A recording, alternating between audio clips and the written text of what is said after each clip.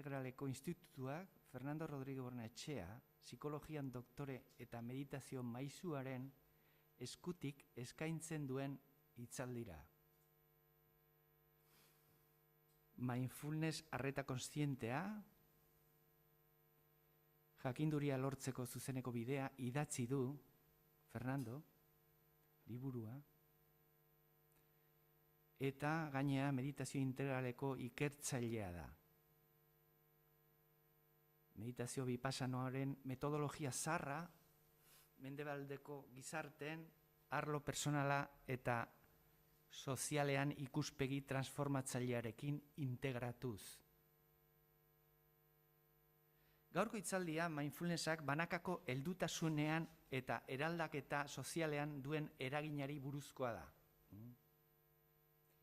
Hitz batean, mindfulnessak gure bizitza personalean eta harremanetan ere duen eragina.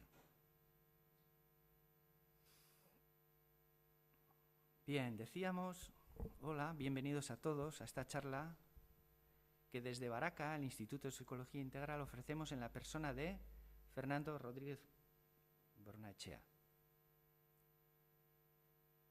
Fernando nos hablará hoy del mindfulness y su influencia en la maduración individual, maduración personal y la transformación social que conlleva, como habéis visto en el programa. Comenzaremos con la influencia que tiene la atención consciente en esa maduración personal. Como sabéis, escribió el libro Mindfulness, Atención Consciente, la vía directa a la sabiduría. Es escritor también, investigador en la meditación integral, en un camino que integra la metodología ancestral de la meditación vipassana, de origen oriental, como sabéis, con una visión transformadora en lo personal y en lo social de las sociedades occidentales. Es decir, une las dos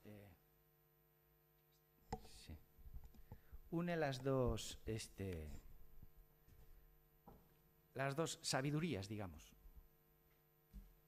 Entonces, yo tengo el honor de actuar de entrevistador con Fernando y vamos a hacer algunas preguntas referentes al tema que nos ocupa.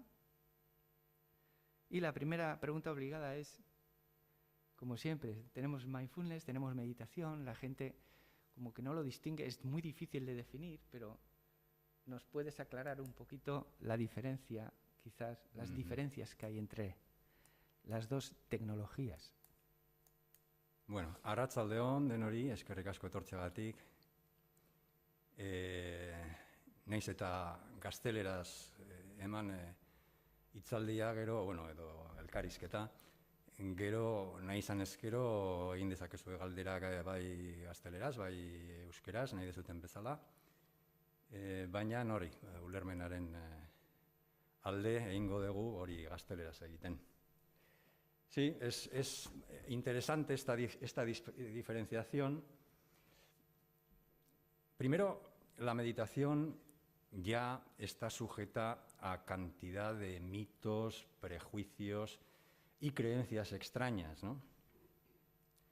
La meditación es algo que ha existido en todas las culturas, de todos los tiempos, y también en la nuestra. Si viésemos los textos de los estoicos, de los neoplatónicos, etcétera, veríamos cosas muy similares, ¿no? Pero sí que es verdad que la tradición de Buda en este asunto es un poco radical y propone una metodología que es una metodología muy precisa, muy concreta, y que es lo que, en definitiva, pues, ha llegado poco a poco a Occidente. En fin, la meditación viene siendo objeto de estudio científico desde hace 50 años, 60 años, más o menos. Y curiosamente, pues hace, a finales de los 70, al principio de los 80, comenzó a introducirse en el mundo sanitario por un médico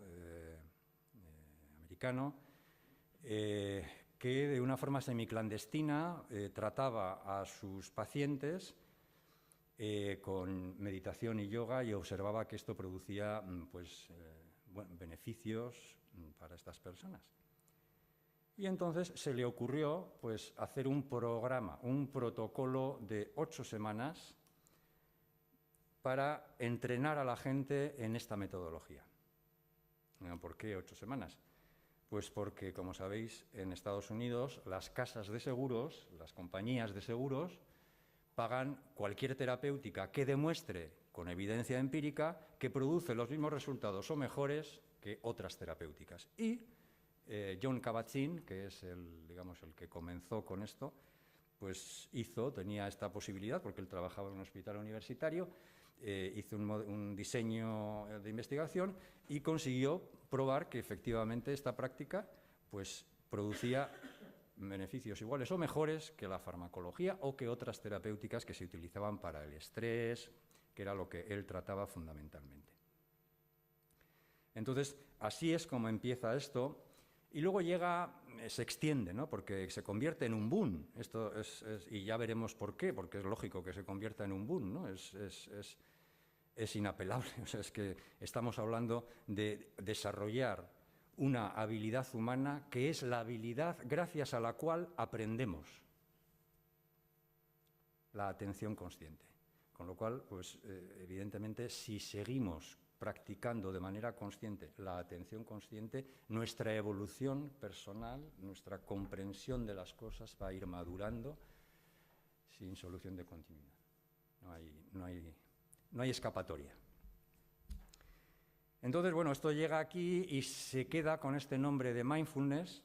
Yo, curiosamente, yo ya era maestro de Vipassana antes de que el mindfulness apareciera, y reconozco que cuando apareció lo vi con cierto escepticismo, ¿no? Diciendo, bueno, como siempre los humanos volvemos a inventar la rueda una y otra vez, ¿no? Pero hoy en día reconozco que efectivamente la aplicación, digamos, ¿cómo se diría?, con objetivos concretos de esta tecnología puede ser beneficiosa para muchas personas, y en ese sentido me parece importante y me parece interesante que se practique. Entonces, me falta una palabra que es la que quiero decir para decir un poco cuál es la diferencia entre el mindfulness y la meditación, ¿no? Y es que el mindfulness se utiliza con objetivos concretos. Hoy en día se aplica en casi todas las cosas. Es una técnica, es una tecnología que es transdiagnóstica y transterapéutica, es decir, que atraviesa o la pueden utilizar cualquier tipo de terapeuta con cualquier tipo de patología, ¿no? Y en ese sentido es una técnica integradora, es muy integradora del trabajo del terapéutico, ¿no? Entonces, esta aplicabilidad del mindfulness lo convierte, pues, en una especie de producto de consumo que tiene, no negativamente, sino que tiene unos beneficios, ¿no? Como quien toma una medicación o hace otro tipo de terapia. Una metodología muy aprovechable. Aprovechable, ¿no? Lo que pasa es que la meditación no está hecha para eso, ¿no? La meditación de la tradición del Buda es una cosmovisión que el Buda lo que busca, el budismo, el budismo sí, pero digamos la tradición del Buda no es ni una religión, aunque la mayoría de los budistas, digamos, lo toman de una forma religiosa, ¿no? Pero en realidad lo que el Buda buscaba era un método para la superación del sufrimiento en esta vida, no en otras vidas ni nada por el estilo, ¿no? En esta vida. Entonces, él lo que busca es eso. Y para encontrar el origen del sufrimiento, aparte de otras cosas, hay que hacer esta práctica que se llama meditación. La meditación es la que pone la base para que uno vaya indagando en eso que él cree ser, en eso que es el sujeto, ¿no? Y vaya descubriendo todos los apegos, las aversiones y todos los hábitos, los condicionamientos culturales, sociales y todas esas cosas que nos constituyen como seres humanos. Entonces, eso hay que hacerlo de una manera sistemática y metódica. Y en eso consiste la meditación, ¿no? La meditación, por tanto, no busca un beneficio inmediato, sino que lo que busca es algo muy trascendente, que es la liberación del sufrimiento. Y para eso es lo que decimos el camino de la sabiduría, ¿no? Sí, estábamos hablando de la salud física, de la salud en términos generales, ¿no? Entonces, tenemos la salud física, todos tan preocupados, ¿no?, con la salud física y tal, el deporte y no sé qué, ¿no? Tenemos la salud mental, más preocupados todavía, porque si te falla un poquito, pues ya estamos, ¿no? Sin embargo, nadie se ha, se le da muchísima menos importancia al hecho de la insatisfacción existencial como elemento de salud. Entonces, este es un tercer componente del equilibrio del ser humano, ¿no? Tenemos salud mental, salud física y insatisfacción existencial. Los tres factores son interdependientes y determinantes en la comprensión del sufrimiento humano. ¿Puedes ampliar por qué están estos factores tan unidos en el destino del ser humano? Sí, antes que unirlos, tenemos que ser conscientes de que están disociados. En el nivel social, en el nivel profesional, desgraciadamente, ¿no?, pues pensamos parcialmente, y esto lleva un tiempecito, ¿no?, el ir integrando todo esto, ¿no? Pensamos en la salud física, ¿no?, porque el método de conocimiento mayoritario que ha seguido la sociedad occidental ha sido la ciencia, y es, por tanto, estudiar la materia, con lo cual se pierde lo más humano del ser humano, ¿no? Pero es muy útil, hay que reconocerlo, ¿no? Pero entonces, digamos, el concepto de salud se ha limitado a la salud física, ¿no? Y entonces, bueno, pues lo que se hace, evidentemente la medicina lo que hace es paliar el sufrimiento, porque en la mayoría de los casos no es que cure, sino que palia los síntomas, no es que equilibre, sino que cura lo que, digamos, lo que el desequilibrio ha producido, ¿no? Y no solo eso, sino que además nos han convencido de que los médicos son los únicos que saben sobre nuestra salud, ¿no? Y entonces nosotros, pues, de manera sumisa, aceptamos esto y lo que decimos es, sí, me duele aquí, dice, tómese esto, ¿no? Me pasa, tómese esto otro, ¿no? Hasta hace 4 días, cuando a un médico se le dice que puede haber problemas de orden, pues, familiar, emocional, etcétera, etcétera, se reía a la cara. Y todavía hay muchos que lo hacen, ¿no?, sin darse cuenta de que la salud emocional, la salud afectiva, es un condicionante de primer orden para lo que se produzca en el ámbito de lo físico. Y al revés, como decía Enrique. Es decir, un poco de ejercicio físico mejora el estado emocional de las personas. Las personas que tienen problemas psicológicos graves son mucho más tendentes a enfermar físicamente y llegan a tener hasta 3 veces más, por ejemplo, de problemas de ataques de corazón o problemas cardiovasculares, ¿no? Y sin embargo, con un poco de ejercicio mejora la salud física de las personas, pero también la salud emocional de estas personas. Y al revés, cuando la persona está emocionalmente estable, su salud física es mucho más estable. Sobre esto hay suficiente evidencia empírica, ¿eh? O sea, con esto podíamos enterrar a cualquiera que lo negase, ¿no?, con la evidencia empírica. Lo que pasa es que las cosas no funcionan así. No importa que uno demuestre una cosa. Incluso los científicos, los que se supone que son científicos y que producen evidencia empírica, aunque le den evidencia empírica para enterrarlo, no van a creer algo que esté contra sus convicciones y contra sus creencias.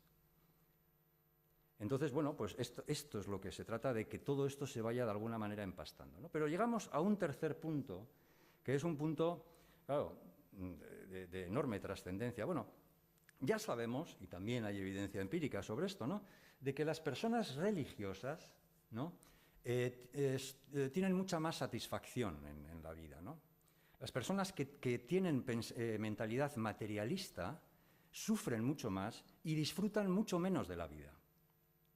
También es verdad que hay muchas personas que son religiosas y que tienen problemas emocionales graves, neuróticos y psicóticos, porque la fenomenología religiosa también se da mucho al delirio, ¿no?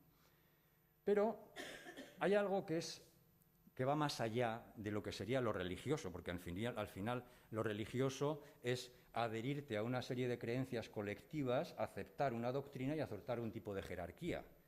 Y bueno, esto está bien porque hay mucha gente que necesita sentirse partícipe y perteneciente a un grupo con el que comparte un tipo de convicciones para sentirse bien, para sentirse apoyado, etc., ¿no? Pero hay otro nivel que es el espiritual. Y el espiritual es algo diferente de esto que llamamos la religión. El ámbito espiritual consiste en saber, en reconocer que somos una parte muy pequeña de algo muy grande y que como tal, pues cuando nos pongamos a hablar sobre cualquier cosa, estamos hablando desde una visión muy parcial y muy sesgada que es individual, ¿no? Y entonces eso nos hace pues mucho más humildes, ¿no?, y nos hace mucho más solidarios y mucho más compasivos con los demás, ¿no? De manera que lo que encontramos es que el aspecto este de la espiritualidad es algo que la ciencia había tirado por el váter y que estamos recuperando porque vemos que la insatisfacción existencial, que es el origen de todo el malestar y de todo el sufrimiento humano y de muchas de las enfermedades físicas y mentales, ¿no?, pues es el problema de fondo, ¿no? ¿Qué es eso de la insatisfacción existencial? Sí. La insatisfacción existencial consiste en que somos seres tan complejos que siempre estamos en desequilibrio y, por tanto, siempre estamos buscando equilibrio y reposo, frente al desequilibrio y la agitación. Entonces, esta búsqueda continua, esta necesidad continua de estar buscando el equilibrio y el reposo, produce una sensación de carencia básica, ¿no?, que es la que todos sentimos. Todos sentimos que nos falta algo, en el mejor de los casos, porque hay mucha gente que piensa que se le debe algo, ¿no? Y entonces, esa sensación de falta, de carencia, es lo que llamamos insatisfacción existencial. Y es consustancial al ser humano. ¿Por qué? Porque el deseo, ese lugar vacío, que es esa sensación de que algo falta, es necesario y fundamental en un ser humano. El problema es que, claro, cómo tapamos el deseo es con los objetos o lo que sea que tapamos esa sensación de vacío, es lo que se convierte en nuestras adicciones y en nuestras alergias. Es decir, que utilizamos esos objetos creyendo que nos van a proporcionar esa felicidad y que van a acabar con esa sensación de carencia, ¿no? Y sin embargo, no lo consiguen. Entonces es una carrera de obstáculos, ¿no?, en la que continuamente estás intentando buscar algo que te llene y al final, ¿no?, y esto es, digamos también, esto se ha estudiado científicamente, ¿no?, lo que se ve es que lo que somos adictos es al anhelo, no al objeto, sino al anhelo. Creemos que es el objeto el que nos va a tapar, pero lo que nos interesa, la parte gozosa, la parte del placer mental que obtenemos de las cosas, es por la excitación que nos produce el pensar que las vamos a obtener. En el momento en el que las obtenemos, ni siquiera muchas veces somos capaces de saborearlo y pasamos al siguiente deseo, ¿no? Entonces, aquí está un poco la clave de la insatisfacción existencial, ¿no? La forma en la que nos relacionamos con ese deseo y la forma en que establecemos esos apegos, esas adicciones y esas alergias que son las que nosotros nos creemos que soy yo, ¿no?, porque esto me gusta y esto no me gusta, ¿no? Y eso es lo que se convierte para nosotros en lo que yo soy. Yo soy lo que me gusta y lo que no me gusta, ¿no? Entonces, ahí está lo que nos ciega respecto al bienestar, etc., ¿no? Entonces, bueno, todo esto, que yo incluso seguramente, ¿no?, habrá gente que le parezca bien de lo que estoy diciendo, ¿no?, de los que estáis aquí, y diga, joder, pues igual tiene sentido. Otros dirán que no, ¿no? Pero, claro, ¿qué pasa? Que estamos en este nivel lingüístico, y en este nivel lingüístico, pues cada uno está estableciendo las defensas necesarias para no sentirse, digamos, atacado por las ideas que está escuchando. Entonces estará criticando y estará diciendo este tío es no sé qué, o lo que sea, o cualquier tipo de argumento u opinión sobre lo que se está diciendo, ¿no? Pero en este caso, en lo que estamos hablando nosotros de la práctica del mindfulness y de la meditación, todo lo que estoy diciendo no sirve absolutamente para nada. Para nada. Igual alguno dice, coño, pues parecía interesante lo que decía, voy a sentarme. Bueno, si conseguimos eso, ya hemos conseguido que esta charla tenga sentido, ¿no? Porque de lo que se trata es de que alguien practique, no de que esté de acuerdo o no esté de acuerdo, sino que practique, que se siente y observe cómo es el proceso, que se siente y sienta lo que se produce ahí, ¿no? Que se dé cuenta de cómo es la práctica, ¿no? Por tanto, eso es lo que es importante y lo que hemos venido a transmitir, ¿no? Sí, está claro que navegamos en el sufrimiento, ¿no? En la insatisfacción, ¿no? Esta insatisfacción que es, digamos, innato en la persona, ¿no?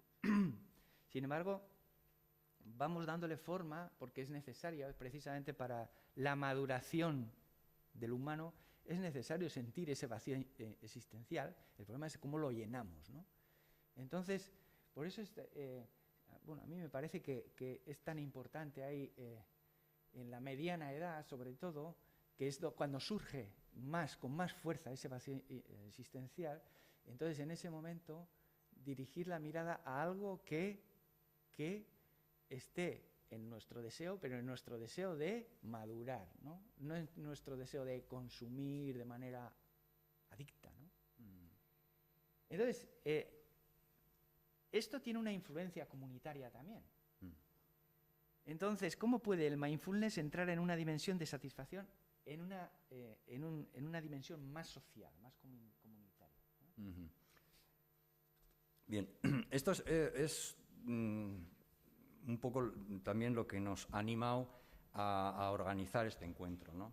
Porque dentro de todas estas creencias y prejuicios que existen sobre la meditación, sobre el mindfulness y todo esto, ¿no?, y hay filósofos de cierto nivel que lo dicen, ¿no?, bueno, de bastante nivel, pues los que hacen meditación lo que hacen es mirarse al ombligo, que son personas egoístas, que se inhiben de los problemas sociales, etcétera, etcétera, ¿no?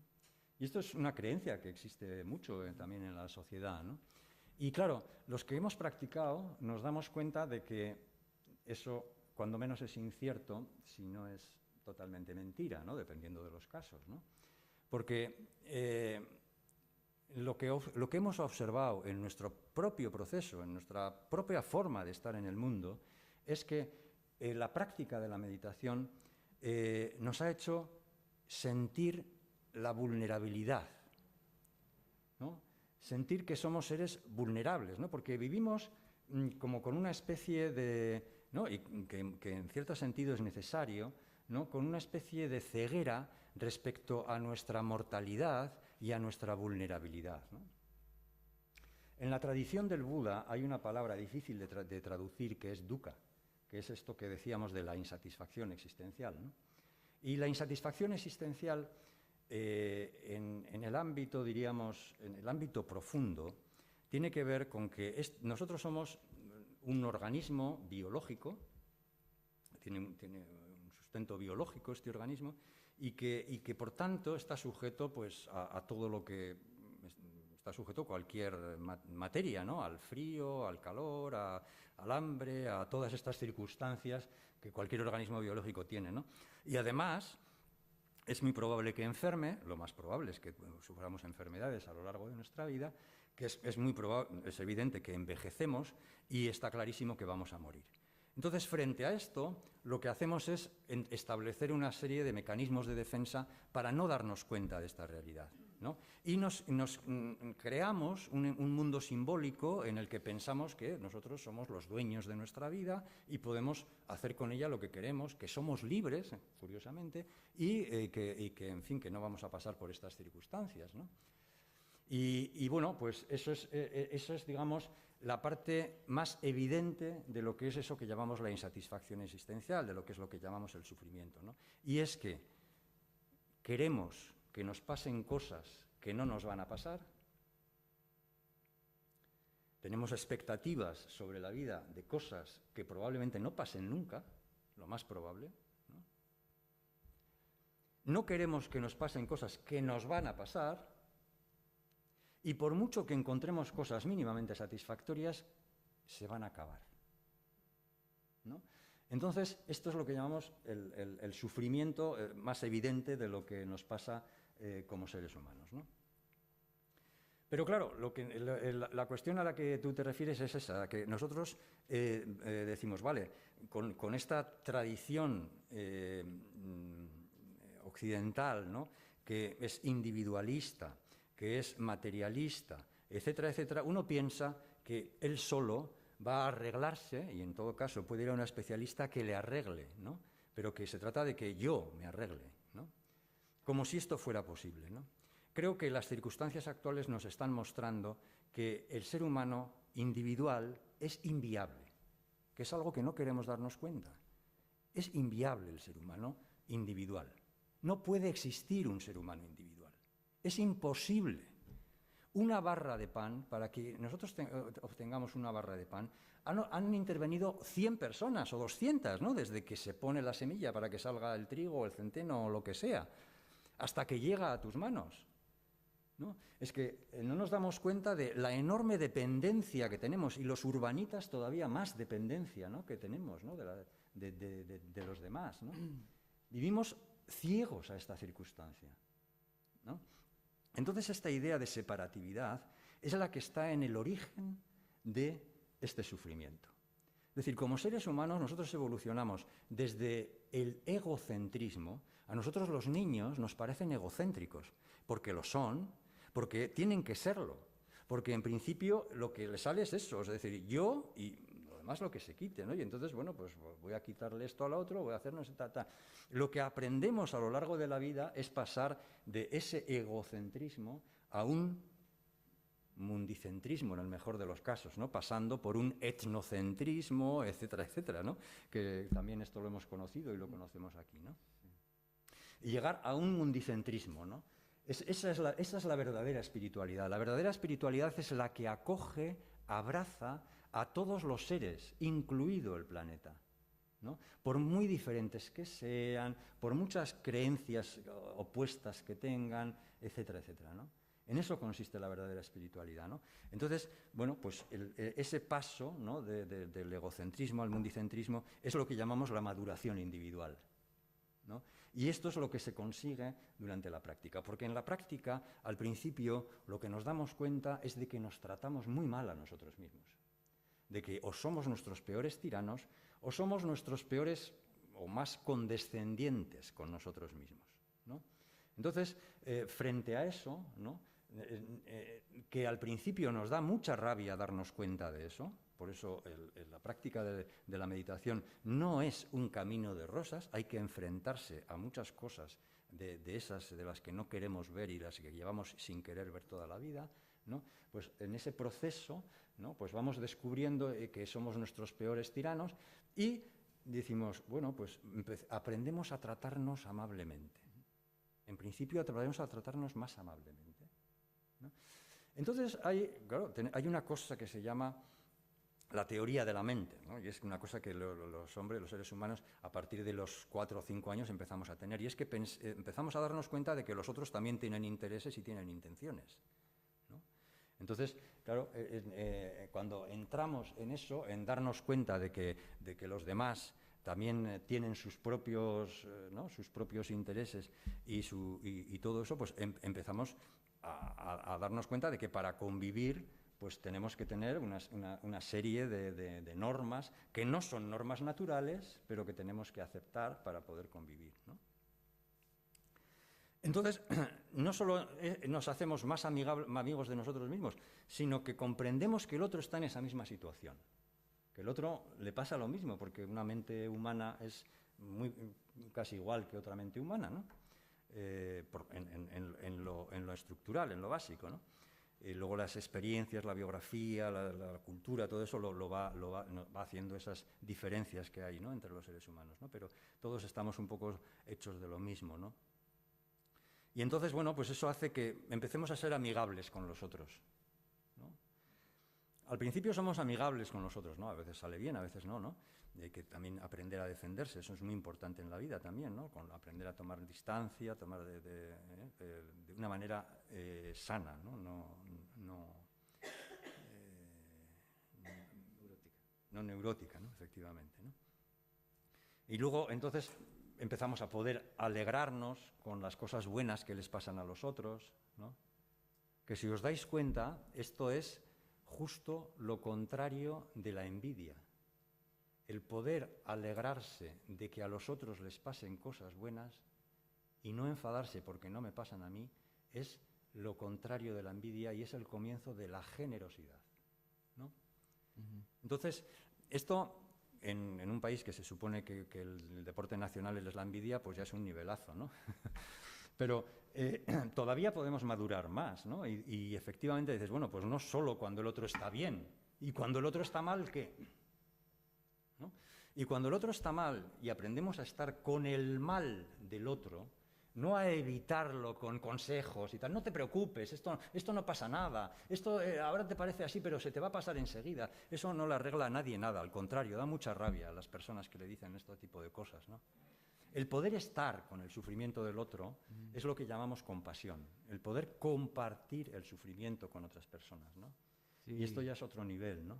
Y entonces ese es el proceso que va haciendo la práctica, ¿no? Entonces, ¿qué es lo que pasa? En un protocolo de mindfulness, ¿no?, las personas llegan generalmente, como hemos dicho, con una cuestión personal, ¿no? O porque tienen ansiedad, o porque son adictos, o porque son no sé qué, o porque son no sé cuántos. Porque hemos dicho que la práctica, en este caso del mindfulness, es intencional y dirigida a algo, ¿no? Entonces entra en un espacio ético, en un grupo, porque esto se hace en grupo, que es un espacio ético, un espacio en el que no te van a juzgar, en el que nadie te va a decir si tu experiencia es buena, mala, mejor o peor, eres libre de expresar como sea, ¿no? Y en el que te sientes acogido y admitido, ¿no? Y esto produce una sensación de confianza, que es lo que básicamente nos falta. Lo que nos hace infelices es la falta de confianza, ¿no? Entonces, produce una confianza en los demás que, cuando se puede practicar durante un tiempo en grupo, nos da fuerza suficiente para poder intentarlo en otros grupos en los que participo o a los que voy a apuntarme, o mi grupo de relación, o lo que fuera, ¿no? Con lo cual, digamos, esto es lo que decimos, ¿no? Es decir, a nivel colectivo, esto produce una apertura en las personas, que es una apertura que da espacio para que los demás entren y puedan relacionarse de una forma armónica, ¿no? Sí, sí. El mundo de las relaciones, por ejemplo, es verdaderamente... se producen cambios importantes, cambios que a nosotros mismos, como seres humanos, nos extrañan, ¿no?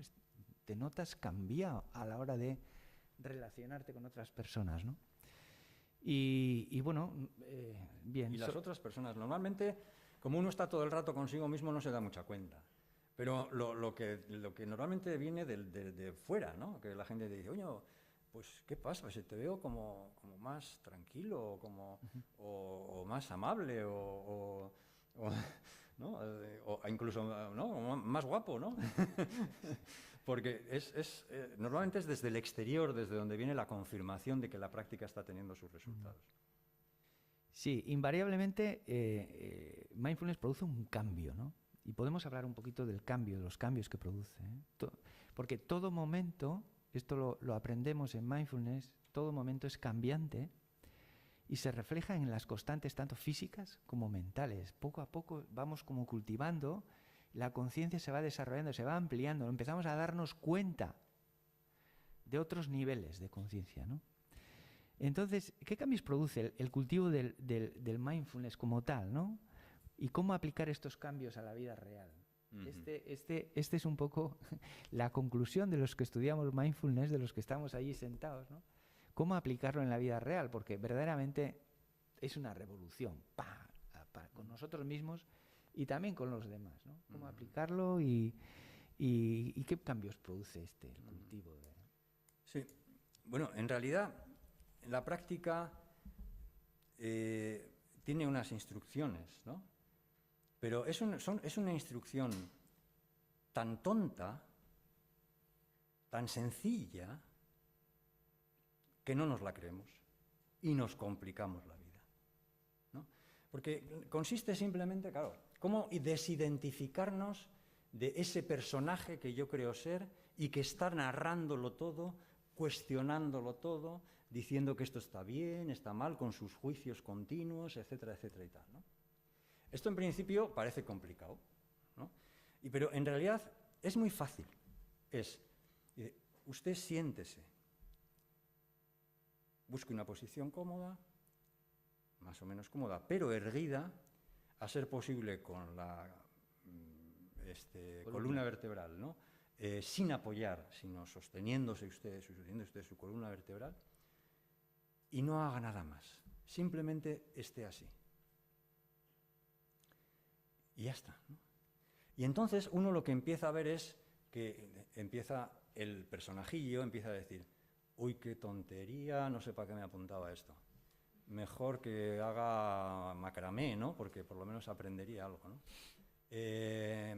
Y este tío no tiene... ¿Qué está? Este tío sabrá algo de lo que está diciendo, ¿no? Entonces, el personaje empieza a poner en cuestión todo, menos a sí mismo, claro, ¿no?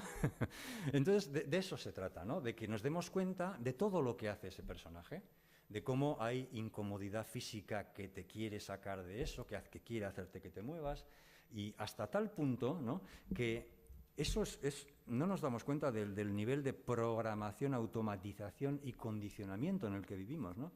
Pero cuando uno intenta quedarse quieto así, ¿no? Pongamos por caso a alguien que tenga, ¿no?, como bastante, digamos, energía, ¿no? Una persona energética y tal y eso, ¿no? Que intenta quedarse quieto así. Lo que va a notar es que, joder, me pica aquí, ¿no? Y ahora me pica aquí. Y ahora me pica aquí, ¿no? Es decir, van a salir todo tipo de circunstancias para sacarte de donde habías decidido estar, que era la quietud, ¿no? Son autoengaños, porque la capacidad de autoengaño del ser humano es extraordinaria, ¿no? Y es eso, ¿no? Simplemente ver cómo todo eso se va produciendo, ¿no? Cómo las emociones, ¿no?, los comentarios, todo esto nos quiere sacar de eso, ¿no? Y entonces vamos viendo cuál es nuestro tipo de programación y cómo somos. Nos vemos a nosotros mismos, reflejados a nosotros mismos. El otro día, íbamos hacia otra charla, iba con otra persona que me decía, ya, Fernán, pero es que la gente no quiere ver esas cosas.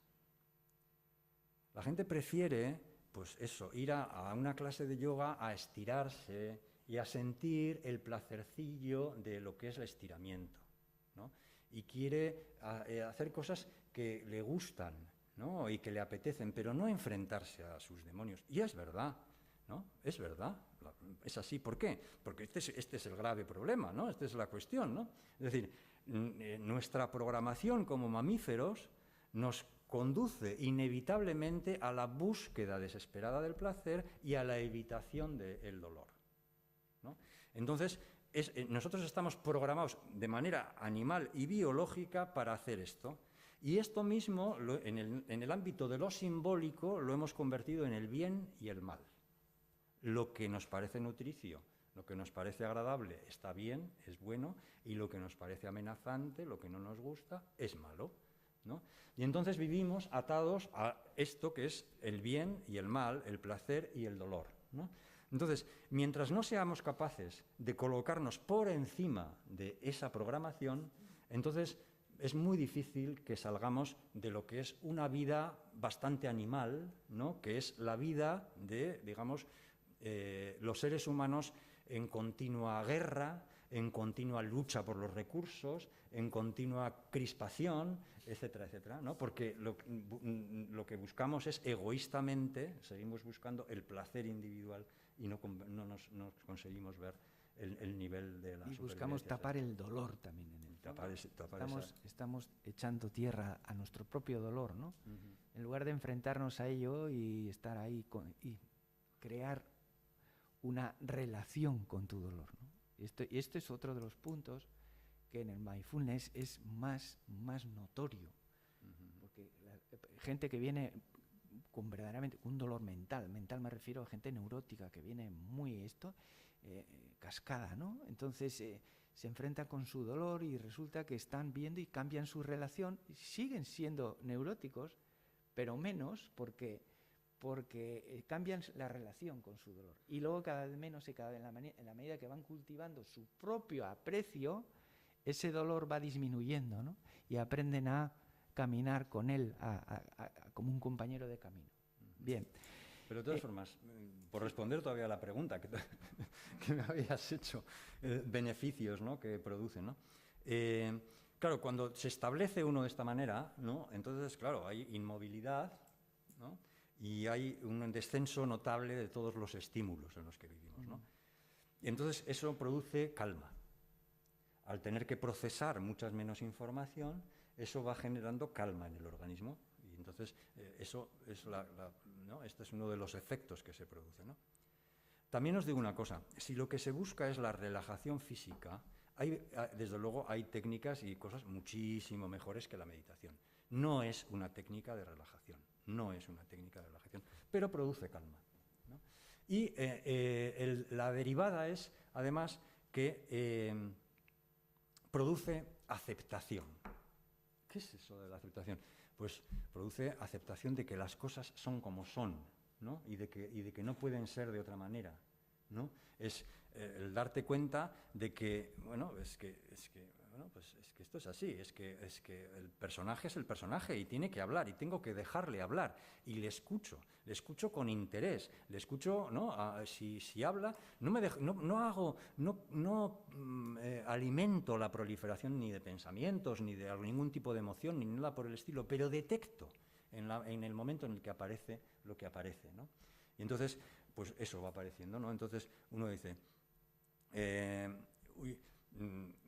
noto cómo me estoy encendiendo ante, yo qué sé, pues el telediario, lo que estás viendo en el telediario, o ante lo que te está diciendo fulanito, o lo que sea.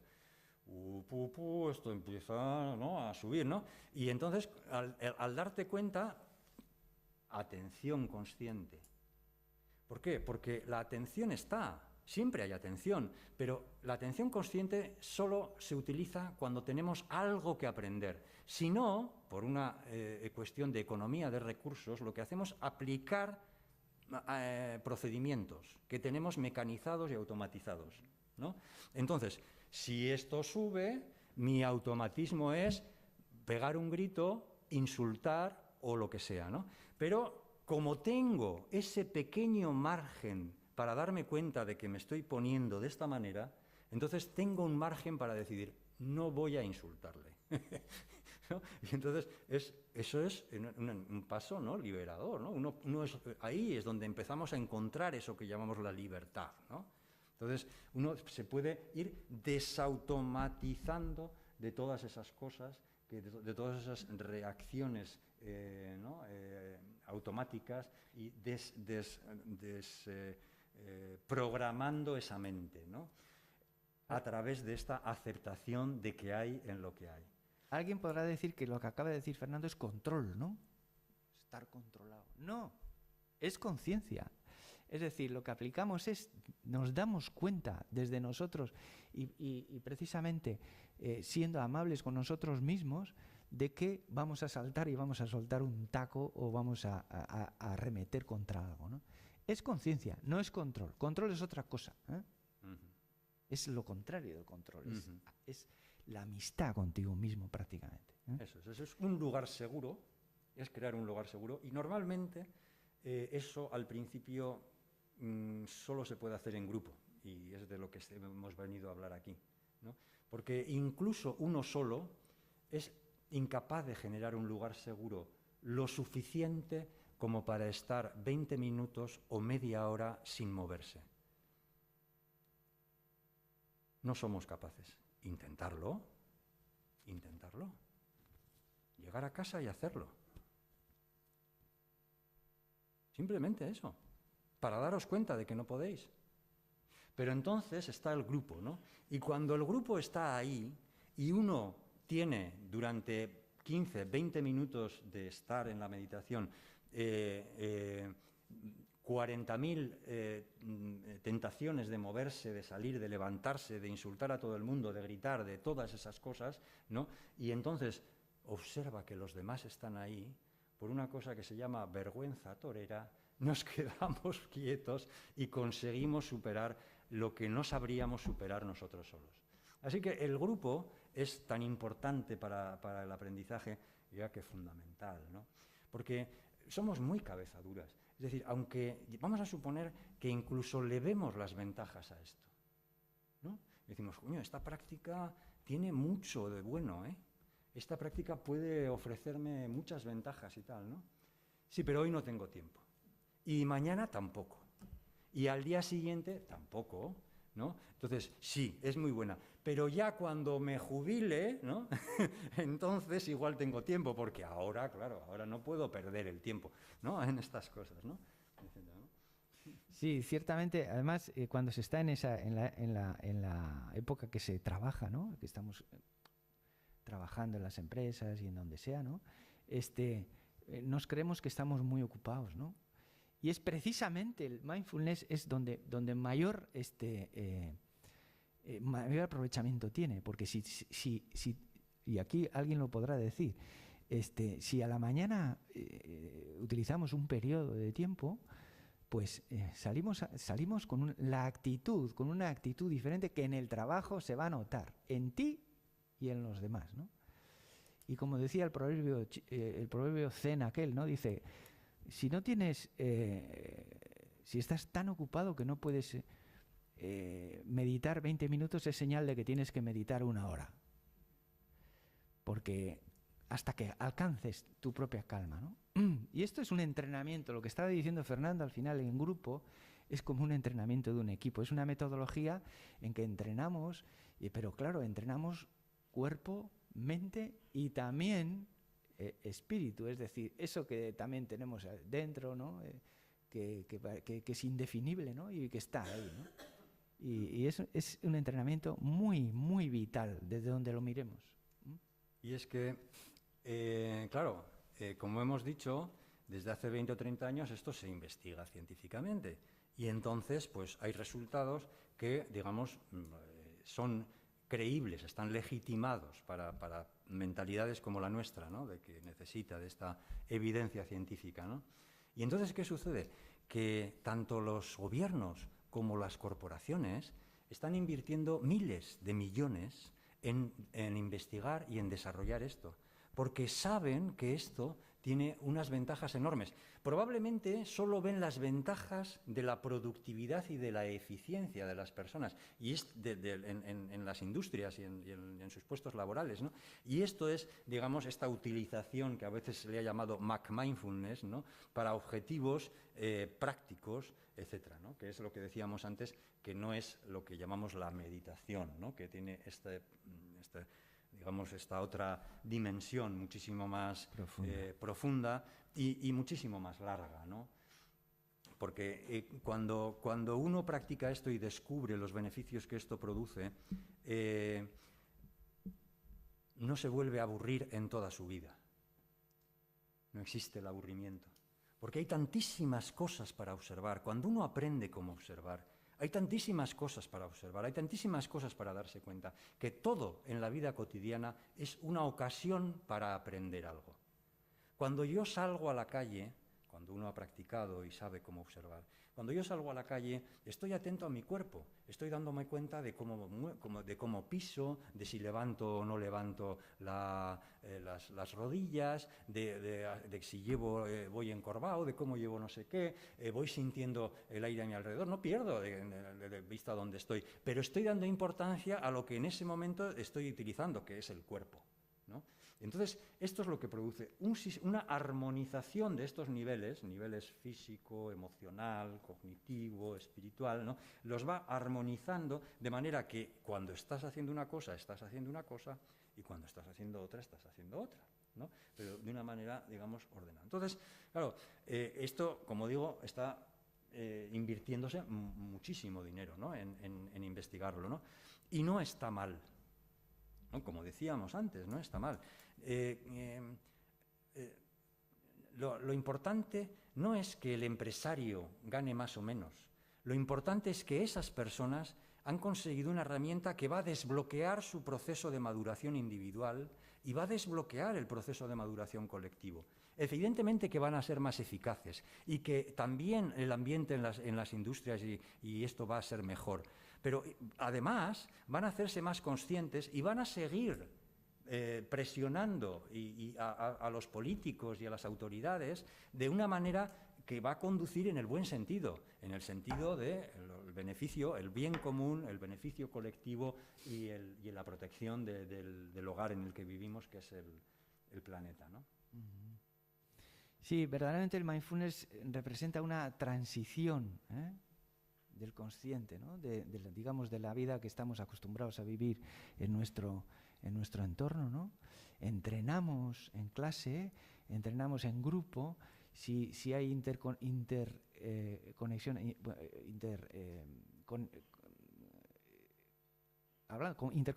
entre el propio grupo, es muy rico porque cada cual aprende de la experiencia del otro, ¿no? Por ejemplo, eso es entrenamiento en clase que sirve de base para precisamente entrar en esa transición que nos hace, como decía Fernando, observar el cuerpo físico. Cuando salimos de clase, ¿no? Poco a poco, al principio no. Al principio sales de clase y al minuto estás arrastrado, ¿no? Estás arrastrado por tu alrededor, ¿no? Pero poco a poco vas cogiendo conciencia, primero, como decía Fernando, del cuerpo, pero luego también del aspecto mental, de la reactividad, esa reactividad que a veces nos hace, con lo que no nos gusta, nos hace hacer una reacción que puede ser silenciosa o puede ser también reactiva de comunicación, ¿no? Entonces te hace parar, como decía Fernando, ¿no? Estamos observando el cuerpo, estamos observando la mente, que estamos regulando, ¿eh? Y también estamos regulando las emociones, Fernando. Uh-huh. Las emociones en el sentido de que sabéis que vienen primero, ¿no? ¡Pum! Y aprendes a observar desde tu cuerpo la emoción que te viene. Y entonces otra vez decimos, no es control, es precisamente darte cuenta de lo que tienes. Y entrar en ese movimiento de autoamistad contigo mismo, que dices, mira lo que me está pasando, esto, lo otro, y tal. Y bueno, y se nos abre, es la transición precisamente de la atención consciente que nos abre la puerta hacia la meditación más profunda, que es verdaderamente ese otro mundo que abre muchas más puertas, ¿no? Esto del control que dices, claro, es muy importante, ¿no? Es clave, ¿no? Para poder discriminar esto, ¿no? Y yo para preparar esta charla he leído mucho sobre lo que es la psicología del consumidor, ¿no? Que era una cosa en la que no había entrado, ¿no? Y es increíble, ¿no? Es increíble. Bueno, ya yo fui profesor de Historia de la Psicología muchos años y ya sabía, ¿no? Como Watson, por ejemplo, ¿no? Estas cosas de americanos, ¿no? Por un lío que era... Watson era digamos, el descubridor o el que se dio cuenta de lo que era el aprendizaje, en el sentido de, ¿cómo se llama? El conductismo, ¿no? El iniciador del conductismo, ¿no? Entonces, con estas cosas que pasan en Estados Unidos por un lío de faldas, pues le echaron de la universidad y entonces se dedicó a la psicología industrial. Y fue el primero que se empezó a dar cuenta de que si ponía en los primeros grandes almacenes, ¿no?, si ponían el producto de esta manera, entonces resulta que la gente compraba. Si lo ponían a esta altura o si lo ponían de esta forma, ¿no? Entonces, claro, eso, nosotros somos absolutamente inconscientes de esto, pero nosotros somos como ratoncitos. Cuando entramos en un supermercado, todo está absolutamente pensado para llevarnos a comprar mucho más de lo que necesitamos, ¿no? y tal, ¿no? Hasta el final, porque hay un efecto muy curioso que es el de la atención, en la atención, que es esa especie de ceguera que se produce después de producirse un esfuerzo atencional, ¿no? Entonces uno ha hecho el esfuerzo atencional de ir comprando, de ir seleccionando los productos y tal, ¿no?, que al final ha cogido los que querían que cogiera el que los puso, ¿no?, y llega a la caja, ¿no?, y entonces ya está relajado, ¿no? Y entonces, claro, ahí ve el bomboncito, ¿no?, ve el tal, y va, total, ¿no?, pin, ¿no?, y se lleva eso también, ¿no? Yo me acuerdo, cuando estaba en la facul, iba a almorzar a un bar y tomaba, era un sándwich, ¿no?, de varias cosas, ¿no?, pues que sería por jamón, tomate, queso, huevo, tal, no sé qué, ¿no? Y entonces era esto partido en 4 cachos, ¿no? Entonces, yo me di cuenta de que, bueno, al principio los ponía de una manera y luego los cambió la posición de cómo los ponía. Y le pregunté y me dice el tío, joder, no sabes la diferencia. O sea, de ponerlos así, o sea, como torrecita, boca arriba, a ponerlos del lado, donde se ve lo que hay en el interior, o sea, vendo 3 o 4 veces más que antes, ¿no? Entonces, fijaros, ¿no?, hasta qué punto, ¿no?, somos, digamos, rehenes de nuestros propios condicionamientos, ¿no? Entonces, en la psicología del consumidor, todo eso se ha estudiado una barbaridad, pero evidentemente no se ha tenido en cuenta para nada ni cuestiones éticas ni morales. Todo esto no se ha investigado en la psicología del consumidor, claro, ¿no? Sin embargo, en la tradición del Buda, es una tradición en la que cualquier acto, gesto o pensamiento tiene consecuencias. No os lo vais a creer, porque el que haya practicado lo ha vivido y sabe que es verdad, pero el que no haya practicado no se lo cree. Y entonces lo que hace es, pues cuando llega a casa y nadie le ve, porque no se atreve a hacer algo delante de los demás, pues entonces lo hace a escondidas o lo hace en su casa, ¿no? Como si eso le fuera a liberar de las consecuencias de ese acto, ¿no? Y esto lo hacemos todos, ¿no?, siendo un poco sinceros, ¿no? O sea que tampoco vamos a engañarnos, ¿no? Entonces, la psicología del consumidor, en este sentido, ha hecho, digamos, el trabajo contrario al de hacernos conscientes. Es decir, es un ejercicio de manipulación, con lo cual se demuestra que somos nuestros propios tiranos y somos nuestros propios, los principales, nuestros principales depredadores, manipuladores, ¿no? y manipuladores, ¿no? Con todas buenas intenciones, porque cualquier informático, digamos, esto de marketing y tal, le dices, y vamos, las intenciones son las mejores del mundo, ¿no? Pero no hay mala voluntad, no hay nada de eso. Pero como vivimos dentro de este engaño colectivo en el que esto está bien visto, entonces, bueno, pues participamos de esa forma, ¿no? Sí, el mindfulness como bien de consumo, ¿no? Se dice que la gran aportación que ha hecho Occidente precisamente al mindfulness, ¿no?, y a la meditación es la psicoterapia. ¿Por qué? ¿Por qué es la psicoterapia? En el sentido de que ha hecho, planta la base de maduración, estructura la base de maduración para entrar en la atención profunda. ¿Esto tú lo ves así o tiene una parte también de secuestro de...? Hay una cuestión que es radicalmente distinta en la forma que entendemos la psicología en Occidente y en Oriente, ¿no? Con respecto al yo, ¿no? Para nosotros, el yo y todos estos elementos identitarios son necesarios para la vida de las personas, ¿no? Sin embargo, en la tradición del Buda y en general en muchas tradiciones orientales, el yo es una ilusión. El yo es un artefacto que, y bueno, hoy en día la psicología occidental también lo acepta, pero digamos lo acepta el nivel académico, ¿no? Es decir, que porque ha llegado a ese nivel de reflexión, pero en, digamos, la psicología cotidiana no consigue verlo todavía, ¿no? La psicología cotidiana sigue pensando que el yo existe, que yo soy así y que yo tengo que ser así además, ¿no? Y que, entonces, pero en la tradición de Buda, no, esto es eso, ¿no? No es más que un mare magnum de reactividad, mecanismos de defensa, etcétera, etcétera, ¿no? Entonces hay algo que la psicoterapia también en los últimos 100 años, ¿no? Digamos, ha producido seguramente muchos beneficios, pero ha creado también una expectativa poco realista de las cosas, ¿no? Y nos ha digamos, condenado a buscar la mejoría perpetua. Con lo cual no podemos nunca estar en paz, porque siempre se puede ser mejor, porque siempre hay que mejorar, porque siempre hay que mejorar, etc., ¿no? Y esto es una tortura al final, ¿no? Y la psicoterapia yo creo que ha contribuido mucho a esto también, ¿no? A un ejercicio comparativo y de juicio, ¿no? Hay que ser mejor, hay que ser mejor, hay que ser mejor, ¿no? Y yo creo que la integración de ambas lo que tiene que hacer es esto que decíamos al principio, que es el ir deconstruyendo este personaje o esta creencia en el personaje, ¿no? Hasta darnos cuenta de eso, ¿no? De que esto es un fenómeno parcial, un fenómeno momentáneo, que aparece y desaparece un ser humano, ¿no?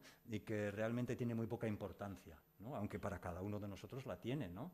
Pero digamos esa importancia que nos damos está totalmente sobredimensionada, ¿no? Con lo cual, eso también nos hace, como decíamos antes, pues mucho más humildes y mucho más solidarios, ¿no? Con lo cual, sí que es verdad que la aplicación del mindfulness en contextos terapéuticos puede producir más beneficio que cuando se aplica, por ejemplo, de forma obligatoria, como suele pasar, por ejemplo, en el ámbito educativo o en el ámbito de la industria, ¿no? Porque cuando la persona no, tú tienes que ir a esto, entonces te encuentras con que la persona no tiene motivación porque no hay una demanda por su parte y además no quiere que esto. Los maestros dicen, bueno, tú dime lo que tengo que hacer, que yo ya esto, ¿no? Pero que es que no se trata de eso. Que es que en esto no se trata de eso, esto se trata de que si tú no has hecho esta práctica y la has hecho durante un tiempo bastante continuado, etcétera, es que no puedes transmitir lo que es, no puedes explicarlo. Esto les pasó a los grandes investigadores de la depresión. Los 3 grandes investigadores de la depresión, los más importantes que había, ¿no? Además uno de cada continente, ¿no? Vieron en el mindfulness una oportunidad para trabajar con la depresión. Y entonces lo que se les ocurrió es ponerlo en práctica sin haber practicado ellos. Hicieron el trabajo con depresivos y no obtuvieron resultados. Y entonces, muy sorprendidos, fueron donde Jon Kabat-Zinn, ¿no? el fundador, digamos, de esto del mindfulness, ¿no? Y le dijeron, Kabat-Zinn, ¿por qué no nos sale esto? ¿Por qué no nos sale esta investigación? ¿Qué pasa? ¿Esto no tiene idea? Pero, ¿vosotros sabéis meditar? No hemos meditado nunca, ¿no? Somos catedráticos, por favor, de psicología. O sea, a ver, usted sabe con quién está hablando, ¿no? Como se suele decir, ¿no? Y entonces Kabat-Zinn les dice, pues chicos, iros para allá, meditar, y cuando lo hayáis hecho y sepáis de qué estáis hablando, pues podéis implementarlo. Y así lo hicieron. Y entonces, a la segunda les salió y bien la investigación, y no solo eso, sino que el mindfulness hoy en día es la terapéutica más eficaz en las recaídas de la depresión. Y la recaída de en la depresión es uno de los peores problemas que tiene la depresión, porque el ser humano, cuando aprende un punto donde escaparse, una forma por la que escaparse, tiende a repetirla. Y entonces, en cuanto esta persona encuentre una tensión interna suficiente, lo que va a hacer es desarrollar una depresión, ¿no? Pues bien, el mindfulness hoy en día se ha convertido en esa terapéutica estrella de lo que es la terapia cognitivo-conductual de tercera generación. Y esto es muy importante porque la terapia cognitivo-conductual, que es lo que se considera terapia científica, es la única que tiene acceso a la investigación, porque la investigación es carísima. Y entonces, desde el momento en el que se genera este movimiento, hay mucha investigación porque surge, digamos, de estamentos académicos, o etcétera, ¿no? Y esto es lo que ha legitimado el mindfulness, ¿no? Que hasta entonces, 4 días antes, muchos de los que hoy lo defienden dirían, bueno, esto es una tontería de hippies y de drogadictos, ¿no? Lo de la meditación, ¿no? Sí. Y claro lo que ha dicho Fernando, lo que has dicho, ¿no? Dice, les dijo a los catedráticos, iros a meditar y entonces veréis cómo enseñar, no, cómo acompañar. Y esto es clave en el tema de mindfulness. Es decir, el mindfulness no se puede enseñar como tal, como una clase lectiva, ¿no? El mindfulness al final se practica, se acompaña y poquito más. Poco a poco va tomando conciencia de la persona que está practicando. Y tú lo único que podemos hacer es, pues, cómo te sientes, ¿no? Y cómo tal. Y acompañar en ese proceso, ¿no? En ese proceso que tiene 1000 vertientes, además, ¿no? Pero es un acompañamiento. Bien, un tema aquí es cómo nos ayuda el mindfulness a tomar decisiones conscientes, tanto individualmente como socialmente, como en comunidad. ¿Qué puntos hay ahí? ¿Qué puntos de apoyo, no? Bueno, pues un poco lo hemos desarrollado, ¿no?, antes. Y efectivamente, como estaba diciendo, en el ámbito de lo que es la psicología del consumidor, la toma de decisiones es fundamental, claro, ¿no? Es una de las cosas que más se ha estudiado, ¿no? Y realmente es muy difícil de investigar esto, ¿no? Vamos a ver. Por ejemplo, si en un momento dado, ¿no? Vamos a suponer que estamos en la manifestación que hay afuera, o en el botellón, o lo que sea, ¿no? Es un ambiente de agitación, hay como un poco de nerviosismo, es de noche, etcétera, etcétera, ¿no? Y entonces vamos a suponer que, como sucede en Estados Unidos, la mayoría de la gente lleva un arma, o mucha gente lleva un arma, ¿no? Y entonces, en ese momento, aparece un tipo que, yo qué sé, pues te parece una persona que es o grande o mal encarado, o que viene con malas y que lleva algo en la mano, ¿no? Y entonces tú, como tienes el arma y estás asustado, ¡pum!, coges y disparas. Has tomado una decisión, en un momento. Lo que tenía esa persona era un móvil en la mano. No tenía ninguna intención de agredir ni nada por el estilo. Tú has interpretado esa situación, ¿no? Y entonces, pues, ¿qué ha intervenido para que yo tome esta decisión, ¿no? Pues que la persona estaba cansada, por ejemplo, ¿no? Con lo cual quiere decir que su amígdala pues estaba demasiado sobrecargada, ¿no? Que es la que se ocupa de la agresión y la huida y la agresión, etcétera, etcétera, ¿no? Y bueno, pues vamos a suponer que además pues tenía una circunstancia familiar pues negativa, pues porque o le habían dejado, se había separado, se había muerto un cónyuge, o lo que sea, ¿no? O también diríamos que igual laboralmente pues había tenido un disgusto, o le habían echado, o algo por el estilo, ¿no? O quizá que pertenece a ¿no? Tenía unos genes que tienen que ver hay un gen en particular que tiene que ver con la agresión física, que puede ponerse en marcha y tal, y no sé qué. O sea, los niveles de análisis de por qué uno toma una decisión son de enorme profundidad, ¿no? Entonces eso es muy difícil de estudiar, ¿no? Pero si hay una forma en la que eso se puede hacer, es a través de la meditación. Es decir, uno va a ir descubriendo cosas sobre sí mismo, ¿no? de mucha profundidad, porque los niveles a los que se puede llegar de observación de los movimientos internos son muy, muy sutiles, ¿no?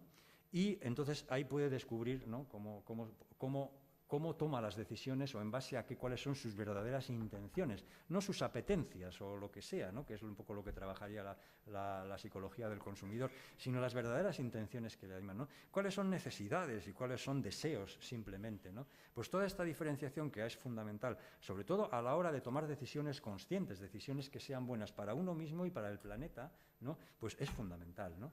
Es decir, en vez de ir inconscientemente guiados por todas esas circunstancias, o en vez de ir, digamos, manipulados por lo que la sociedad ha inventado para hacernos consumidores compulsivos, pues el tomar decisiones conscientes es algo que se puede hacer seguramente, únicamente, gracias a este tipo de práctica.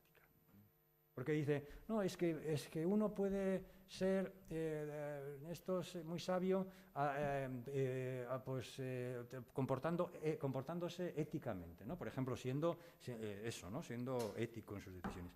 O habiendo desarrollado cognitivamente una filosofía muy elaborada sobre las cosas, etcétera, etcétera, ¿no? Eso es muy interesante, pero si no está la práctica de la meditación, es decir, la comprensión de cómo se producen esas cosas, no es más que o literatura o un intento de ideología moral, de decir esto es lo que está bien y esto es lo que está mal, ¿no? Que es lo que ha hecho tradicionalmente la religión, etcétera, etcétera. O sea, es una ideología moral, ¿no?, en la que se señala lo que está bien y lo que está mal, ¿no? Y en una práctica de este estilo hay muchas veces que enfrentarse a tendencias personales, comprender lo que es el deseo, que es algo que no se ha tenido en cuenta, ¿no? Y darse cuenta de cómo somos presos de nuestros impulsos, etcétera, etcétera, y tenerlo en cuenta, ¿no? No decir esto está bien y esto está mal y entonces te condenar a las personas por ello, ¿no? Bien, en la evolución que está teniendo el mindfulness en todos estos años, ya se está derivando en un nuevo intento, ¿no?, dentro del mindfulness, que nos lleva directamente al tema medioambiental, ¿no?, que parece una moda, ¿no?, pero realmente es tan serio, ¿no? Así como en Oriente lo tienen muy claro desde siempre, ¿no?, la gente que ha meditado. Nosotros ahí, pues resulta que hay un campo inmenso que no se toca, ¿no? Hombre, si practicas la atención plena, puedes estar en la atención también de la naturaleza, que es lo que estamos tratando, ¿no? ¿Cómo se enfoca? ¿Qué tendencias hay ahora en el tema medioambiental? Bueno, una cosa que tendríamos que comprender es que el sistema humano es un sistema muy complejo y es un sistema muy cerrado. Pese a lo que pensamos, es un sistema muy cerrado. Es decir, entra muy poca información y, sin embargo, tiene toda una retahíla de procesamientos automáticos, ¿no?, que se ponen en marcha al primer detalle que exista en el exterior que recuerda a, ¿no? Es decir, el cerebro prevé, es una de sus funciones, prever. Entonces, cuando hay un dato sensorial que nos recuerda o dispara uno de estos automatismos, ya no vemos nada más, es decir, simplemente reaccionamos, ¿no? Con lo cual, básicamente, pues entre el 60, el 65, el 70% de nuestras actividades cotidianas son automáticas y, además, no tienen que ver con lo que está sucediendo realmente, sino que simplemente son reactividades, ¿no? Y esto hace que el ser humano, que confía mucho más en su reactividad que en lo que es los datos sensoriales, lo que hace es vivir desde esa forma de ser, que es el yo que pone en marcha toda esa reactividad, ¿no? Con lo cual, realmente no es capaz de disfrutar de lo sensorial, ¿no? aunque él cree que sí, y que es lo que primariamente le mueve, ¿no? El placer sensorial, ¿no? Pero, sin embargo, no es capaz de abrirse a lo que es la sensorialidad de esta forma ¿no? ¿Por qué? Porque estamos defendiéndonos continuamente, ¿no? Es una actitud defensiva continua, ¿no? Entonces, en primera instancia, eso. Estamos muy lejos de lo que es lo que está sucediendo en el momento presente, ¿no? Y lo que conseguimos gracias a la práctica es, bueno, pues estar mucho más abiertos y disfrutar mucho más de eso, ¿no? De los colores, de un atardecer, de la brisa, de cosas que son muy sencillas, ¿no? Y que producen mucha satisfacción, ¿no? Entonces, de entrada ya es eso, ¿no? Es una sensación de que, bueno, una apertura del cuerpo y etcétera, ¿no? Pero luego, además, lo que decíamos, ¿no? Es que al darnos cuenta de lo que es eso, de lo que es la naturaleza y de lo sensible que es la naturaleza también, nos hace ser muy, muy cuidadosos con la naturaleza, ¿no? Es decir, cuando...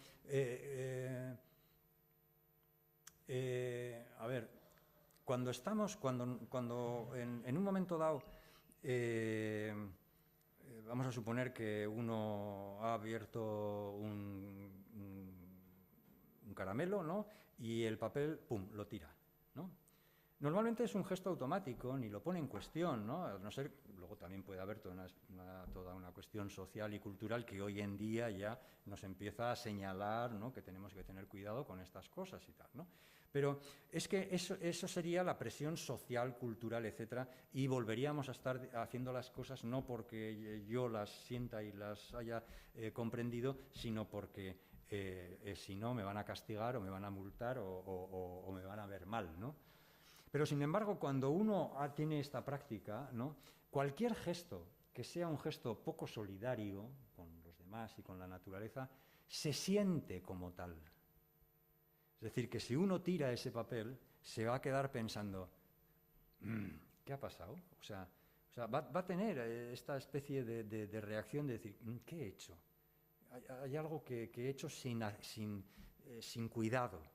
He tenido, ¿no? Y es muy probable que eso haga que se levante y que coja el papel, ¿no?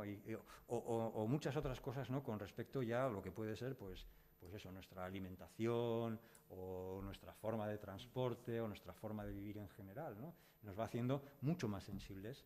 Entonces, entre, digamos, esa ideología de la izquierda que piensa que la sociedad se tiene que hacer cargo de todo, porque, oye, para eso se pagan impuestos, ¿no? Pues que yo tiro esto y que limpien, ¿no? Y tal, y no sé qué, ¿no?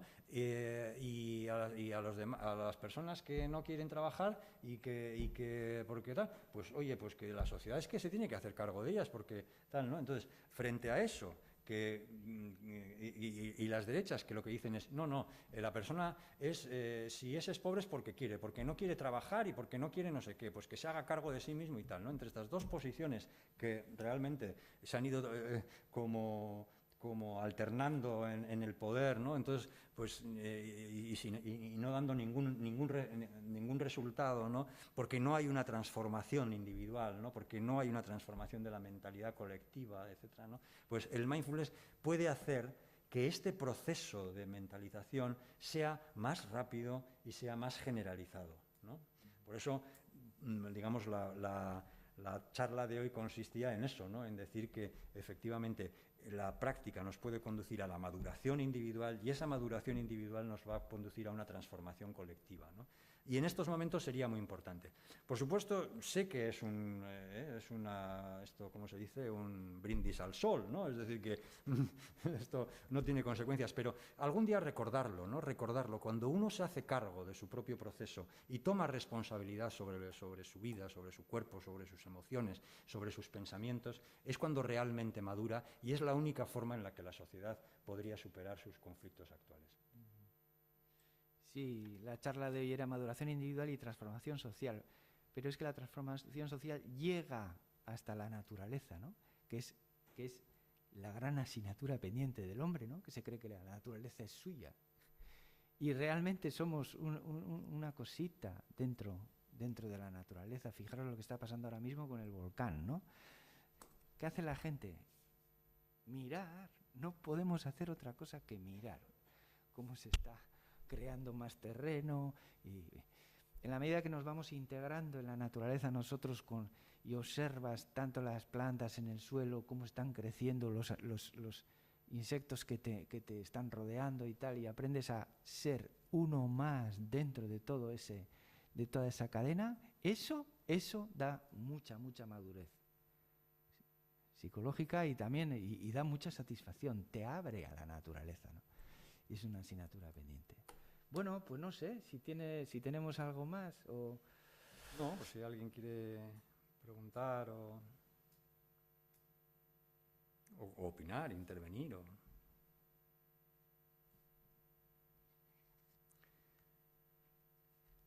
Hombre, a mí lo que sí me gustaría decir es que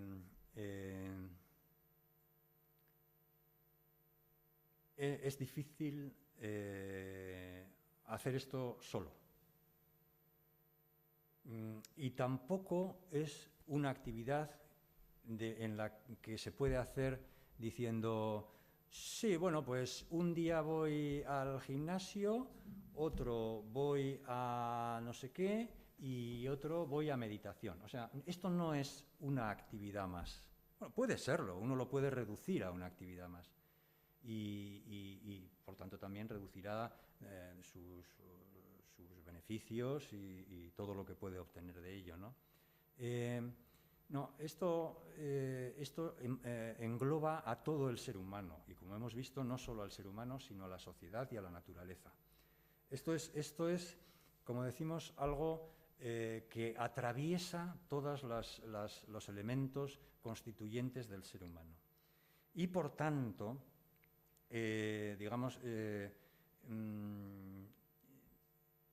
hacerlo de esa manera, pues bueno, podría producir una calma momentánea, inmediata, después de lo que es la sentada. Pero el proceso de transformación necesita de una práctica intensiva y cotidiana. Es decir, una cosa es, claro, hasta que la persona se da cuenta de que esos 40 minutos que utiliza por la mañana le hacen ser mucho más eficaz y mucho más feliz, cuesta bastante, ¿no? Somos muy cabezaduras. Y por eso necesitamos, como dedicarnos intensivamente durante un tiempo a ello para romper todas esas defensas y poder comprender, ¿no? Eso. Y eso tiene que ser de una manera guiada y colectiva, ¿no? Y desgraciadamente no hay lugares donde hacer eso. Es decir, nosotros tenemos grupos de meditación, etcétera, etcétera, y los grupos de meditación pues sirven para eso, ¿no? Pues para lo que es la cotidianidad. Pero hacen falta retiros, que es donde realmente uno profundiza en esa mente y se da cuenta de los niveles profundos de condicionamiento, ¿no? Y hace falta eso, ¿no? El establecer, el convertirlo y darse cuenta de que es nuestra solución personal y nuestra solución colectiva, ¿no? Y eso es difícil, ¿no? Nosotros, por ejemplo, tenemos una cosa que es la formación de instructores de mindfulness, que por lo que dice la gente es como el elemento que más ayuda a establecer, digamos, la práctica, ¿no? Porque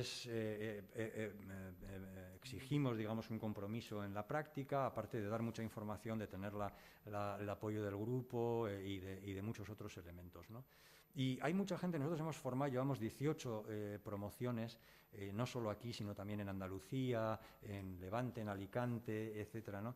Y la gente no se apunta tanto por ser instructor de mindfulness, ¿no? Sino se apunta precisamente porque sabe de nuestra exigencia con respecto a la práctica y de nuestra comprensión profunda del modelo, porque nosotros veníamos de antes, de la práctica de la meditación vipassana, y hemos integrado la parte científica, ¿no? Entonces, eso es, la gente dice al final, de esos 400 y pico, ¿cuántos habrá? 40 que sean instructores de mindfulness. Los demás no han venido porque querían ser instructores de mindfulness, venían porque sabían que la única forma en la que van a poder hacer este ejercicio de compromiso y esta comprensión profunda de qué es esto, tendría que ser a través de una práctica intensiva como es la formación instructores, ¿no? Y hoy es el día que la gente lo sigue agradeciendo porque es seguramente la única manera, ¿no? Sí, la mayoría de la gente se acerca a hacer mindfulness, se acerca a Baraka buscando el bienestar, ¿no? Bienestar físico y mental. Pero de repente se empiezan a dar cuenta de que hay mucho más que el bienestar físico y mental. Hay una especie, se crea un vínculo, ¿no? Un vínculo con la práctica porque realmente le da profundidad y le cambia la visión de la vida, ¿no? Entonces, bueno, esta es nuestra experiencia, que es lo que podemos aportar. Vosotros lo tenéis que vivir para poderlo sentir. Venga, alguien que diga que no, que eso no es así.